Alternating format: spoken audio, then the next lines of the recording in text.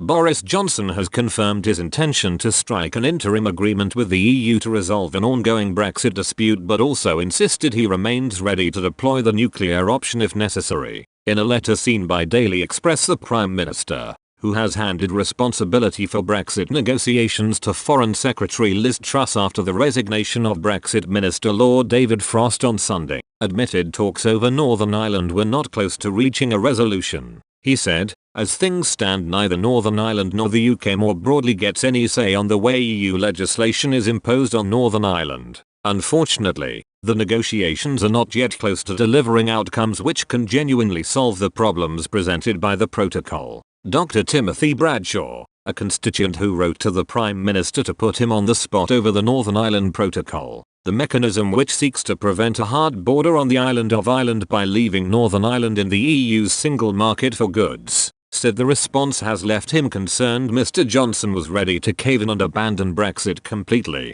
Dr. Bradshaw, who is a theological lecturer and Anglican clergyman, contacted Mr. Johnson via his parliamentary email address on the 17th of December to press him on the protocol. Critics claim it has resulted in a hard border down the Irish Sea and are alarmed at the government's apparent acceptance that the European Court of Justice, ECJ, will have a role in settling disputes, something which was widely reported last week. He wrote, "Does our government not see the grotesque contradiction of giving military support to the EU states, while the EU is waging war without fighting against Northern Ireland and annexing it economically? We are defending a hostile agency. This is another example of Whitehall being subverted into an EU support mechanism, colluding with its plan to turn Northern Ireland into the next Kosovo." In his response, received by Dr. Bradshaw on Tuesday, the 21st of December, Mr. Johnson said the EU's proposals only covered certain areas and would not do enough to ease the burdens faced by people in Northern Ireland, nor would they create the conditions for genuinely cross-community support.